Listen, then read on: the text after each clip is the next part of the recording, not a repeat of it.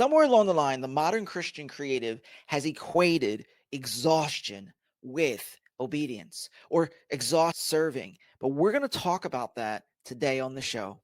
Welcome to Welcome to Online Business for Christian Creatives. I'm your host Jim Burgoon, and we're here to dive into something honestly that has wrecked me and has probably have wrecked you somewhere along the line, and that's burnout. And I'm not talking about the type of burnout that comes after a hard week, because after a hard week, you're tired, you want to lay down, you don't feel like you have enough energy to do anything. That's not what I'm talking about. I'm talking about the type of exhaustion that creeps in over time, where if you take a rest or you try to sleep, it doesn't go away and it just feels like it's getting worse. It feels like it's getting deeper, that something is off.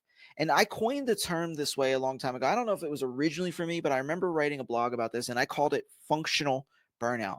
And it's not a biblical concept. And even though we've been made to feel like it's biblical, it's not. It's actually far away from the Bible, because you and I, if you've read the Bible, you and I know that the Bible says we have to come from a place of rest.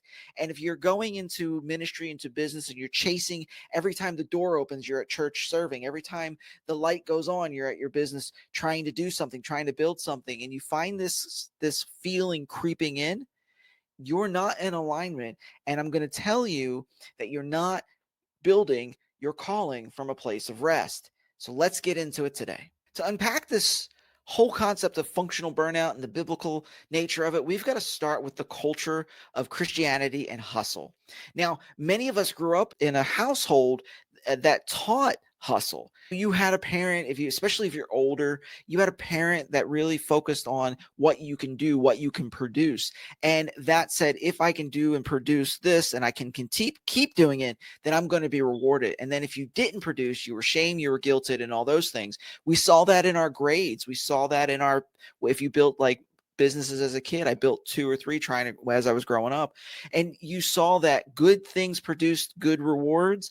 And if you somehow missed the mark or the expectation, you were shamed and guilted. Now, Christianity and actually cultural entrepreneurship has not changed that. If you're an entrepreneur, and maybe you're a Christian, maybe not, but if you're an entrepreneur, what does it taught? What does it teach you? You got to wake up, you got to hustle, you got to grind. And this is the culture we live in: hustle and grind until you cannot go anymore. And then you go more, right? Because you have to build the business, you have to build the 6 figures, you got to build the 7 figures, you got to do the thing. And then we get this toxic culture out there that says, if you're not hustling like me, then you're not good enough, or you're not going to be at a place where you can do the things that you're supposed to do. And then we get into the church. And this is a soapbox I have, because with the church that we say, hey, don't hustle, rest. But yet we allow every single person to be in 6 different ministries. Every time the door is open, they're there serving, they're there at the service, they're there in their ministries, they're there doing, and they're pouring out and pouring out. And because the name Christian has been attached to it, it's somehow different than the culture hustle. And I'm going to tell you, it's not. Both sides of the house are going to burn you out, because it's not a place of rest. It's not an access of your gifts. It's you obsessively trying to chase what you believe God is calling you to, whether it be the successful business, the successful ministry. And we're chasing these things because somewhere along the line, we shame and guilt ourselves into believing the more we do, the more we'll be rewarded and the better we are. And somehow if we miss it, we're not going to be able to do all that God's called us to. And this is just a lie, because God, even the Bible says, we come from a place of rest, right? We have the Sabbath. God rests on the 7th day. And what we're doing is we're attaching the name of Jesus to overworking, but it doesn't make it holy. It just makes it unbiblical, and we just feel spiritual. And we're romanticizing grind culture with spiritual language, which is causing more burnout. And we have to step back and see what we're really doing, because God doesn't want tired saints. God is looking for a culture to step up and step out, that counterculture that Peter talks about, in order to build the kingdom, advance the kingdom. And he doesn't do that with tired soldiers. Jesus says, come all you weary and heavy burden, I will give you rest. This is not something that stops. We're supposed to do all this stuff from a continual place of rest, not fighting for rest. And Jesus didn't call us to do more. He called us to be led to do what God's showing us. He called us to obey. And just because that's one area doesn't mean we have to do everything. Even in Acts, I believe it was Acts chapter 6, where the apostles were like, we weren't called to serve tables, so let's find people who can. They delegated. But yet, we in the culture of Christian entrepreneurship somehow think that we have to do everything, every section, every bit. And it comes down to the fact that we're burning ourselves out. We don't trust the process. We don't trust God. And we've grown up in a culture from our house that says, if you hustle, you'll be rewarded. If you don't, you're worthless. And that is somehow shifted to the church. It says, if you show up, if you pray, if you do all of these things all the time, every day, 24/7, you're holy, you're great. And if you don't, you're backsliding. And I think the culture and Christianity share the heart of what it is, except they change the language to where when you're in the Christian entrepreneur space or you're in the church, now you feel somehow like you're doing okay, like this is somehow spiritual. And that's not what it is. That's not what Jesus wanted us to do. And everybody hits a breaking point. Like I hit a breaking point a while ago, and I'm still recovering from the breaking point. Like there was a portion like my wife, I have chronic illness.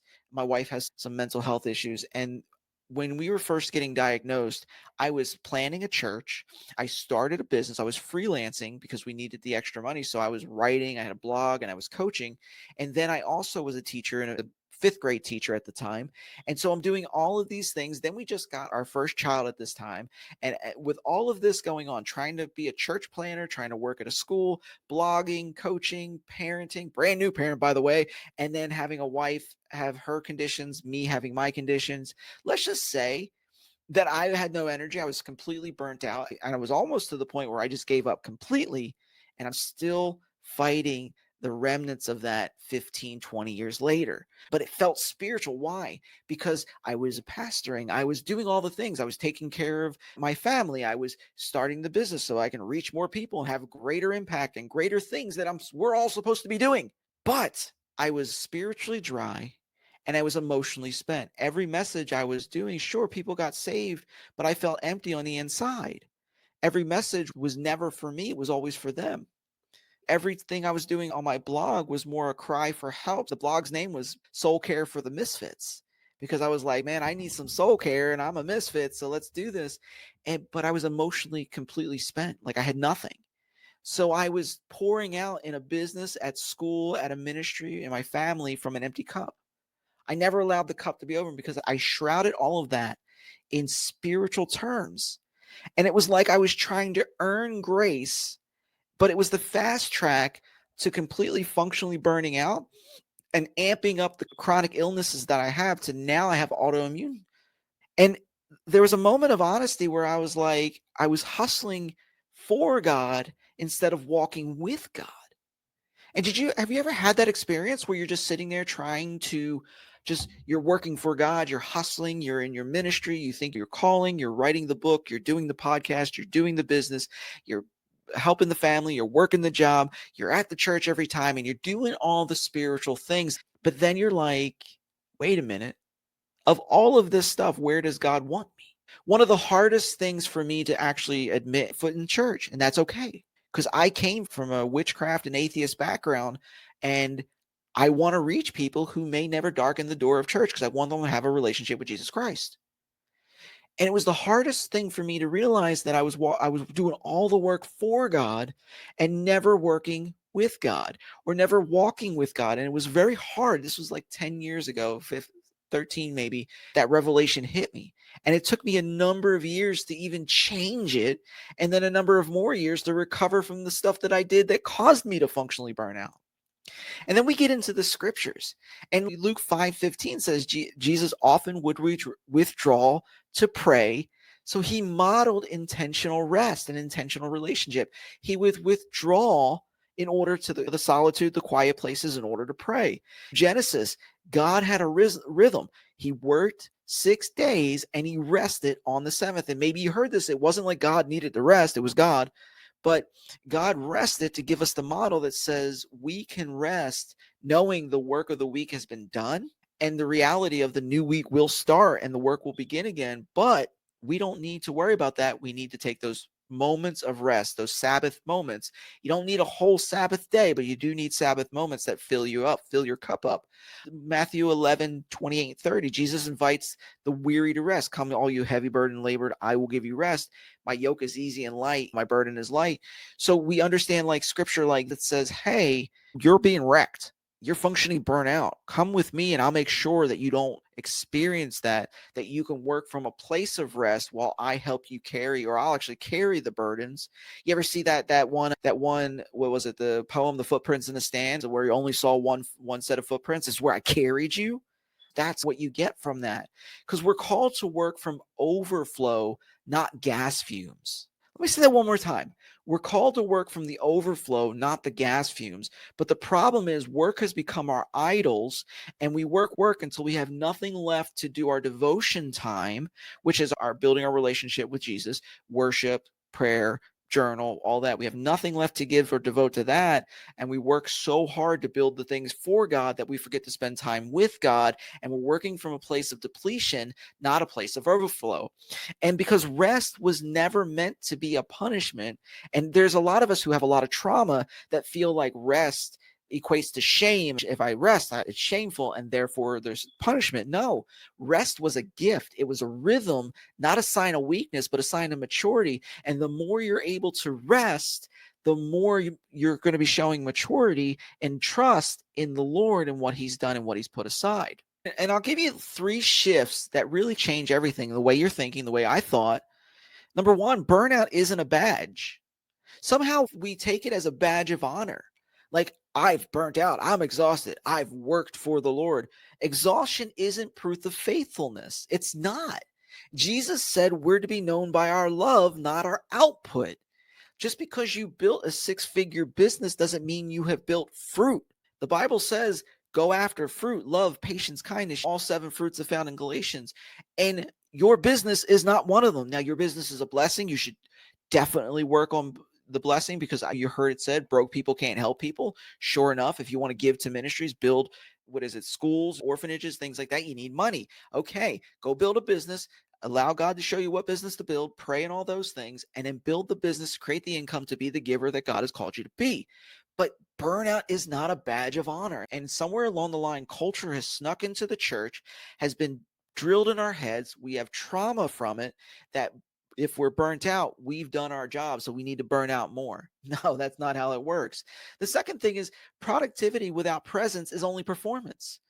And you've seen these people, the charismatic leaders from the stages, the charismatic leaders on social media. They have so much performance about them, but you wonder, where are their relationships with God? Just because I get a lot done doesn't mean God's presence is on it. It just means I'm good at what I do. And I'm going to tell you the lie of the enemy, and the lie that you may have told yourself, the lie I told myself, that if I continually and consistently show up and do the thing, then it's going to all work out. That's a big lie in entrepreneurship. Keep going, consistently show up, and that's it. And that's not what God's saying. God's saying, if you're going to go with my presence, you mean, even Moses was like, if you're not going, God, I'm not going. And we need that tension to say, God, I'm not doing this. I'm called to be an entrepreneur, guys. Like, this is me personally, a Jim. I'm called to be an entrepreneur. But if God's not going with me, I'm not going. I don't care. If you're going to give me a calling, then I want presence. Why? Because I don't want performance. I want impact. And busyness is not the same as fruitfulness. I heard it said, and I think it was even Paul Harvey one time, if you ever want to look this up, from the 60s, he said, it wrote, if Satan was saying to the church. And then another really good one is Screw Tape Letters from C.S. Lewis. And one of the things that you see, I think is in Paul Harvey's one, is busyness. The devil is written from the devil. It says, if I can't break them or I can't take them away, I'm going to make them busy. Why? Because busyness is a distraction. It's not a fruit. And so we have to pull back and understand that we're not to be distracted. We're not to be busy. We're to be fruitful and multiply. We're to be impactful, and we're to be present and with the presence. So if God's presence isn't with you, stop what you're doing and just say, God, where are you and what do I need to change? Because true growth comes from abiding in Christ, not constant activity. Constant activity were the Pharisees. They were in the streets praying. They were doing all the things. That's constant activity. But the ones who were in the presence were the disciples who walked with Jesus. They lived with him. So I'm going to tell you, growth, true growth in whatever area, your business, your ministry, your life, comes from abiding in Christ, not constant activity. And the last one is obedience is greater than outcomes. And I think what we've done is we have so much tied to the results that our identity is in the results. So the results have become an idol. So therefore, what happens is we say, if I'm not getting the results, then I'm not doing what God's called me to. Then that's not the case. You're called to be in relationship. You're called to be his son or his daughter. But what you're going to do is you're going to be obedient and let God deal with the outcomes. The plans of many are, the proverb says, the plans of men are many, but the outcomes belong to the Lord. I messed up a little bit on that, but we brought it back. We're back to it.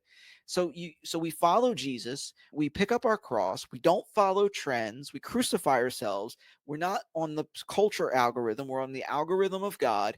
And even good coaches, we have to find the right ones who are connected to the Holy Spirit and speaking into our lives, because we're not on the culture's algorithms. We're on God's algorithm. Remember that. Obedience is better than outcomes, because obedience to Jesus flows from love, right? And from that love comes surrender and service. So if you want to be a person who's building a business who isn't desperate, who isn't fearful, who isn't anxious, we have to submit to Christ and the obedience that he asks of us, so that we come from a place of love, and everything that we do, like Colossians, we are doing from a place of worship, because our work is worship.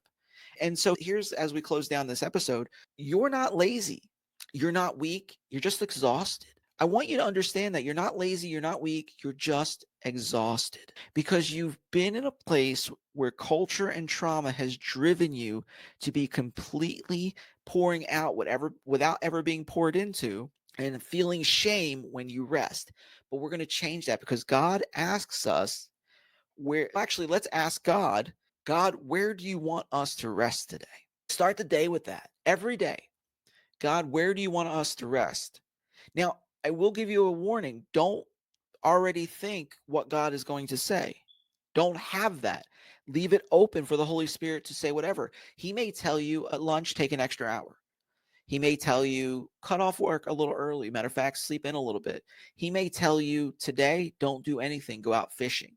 We want to be open to the Holy Spirit and what he's saying. So at the end of the day, when we say, God, what do you want me to do to rest today? We're open to say, what is it, Lord, that you'll have me do that will fill me up, bring me closer to you? Because everything we do is about being close to Christ, bring closer to you, and be able to sharpen my axe for the next day when I'm ready, or the next hour, whenever you want me to go back to work. So the axe is now sharpened, that I can do more in shorter amounts of time. Because here's the deal, grace is greater than burnout. And if you're in a place of functional burnout, if you're in place of fighting through these things, again, you're not weak, you're not lost, you're just exhausted. You made some decisions, and it's time to make the right decisions. Now we're going to go back to a place where we repent. Lord, I've gone in the wrong direction. I've really focused on outcomes, and my work or ministry, family have become an idol. Lord, we repent of that. But now I'm going to do the things you've called me to do. So show me where that is, and show me how to find the rhythm of rest inside of that. And it's a process. So this is not going to be a one-time thing. This is going to be pretty much the rest of your life, learning how to do this, overcoming mistakes when you falter or fail, and do it again. Because you're looking for rest, because the kingdom was never meant to be burnt out. It was meant to be, I think John Wesley said it. He says, I'm going to light myself on fire and let the world watch. And you, my friend, were called to be lit on fire by the Holy Spirit, so that the world may be impacted by what you're building and who you are and who Christ is in your life. So with that being said, wherever you are listening, wherever you're watching, I would love for you to hit the subscribe or follow button, leave a review, a comment, and then share this episode with somebody you think that would benefit, because we want to build a community where people are benefiting from building the business, building the ministry, building the thing God's called you to in a healthy way. And we want to build a community where we're supporting one another. And with that all being said, I'm so grateful you're here. I'm so grateful you're listening, and I will see you on the next episode.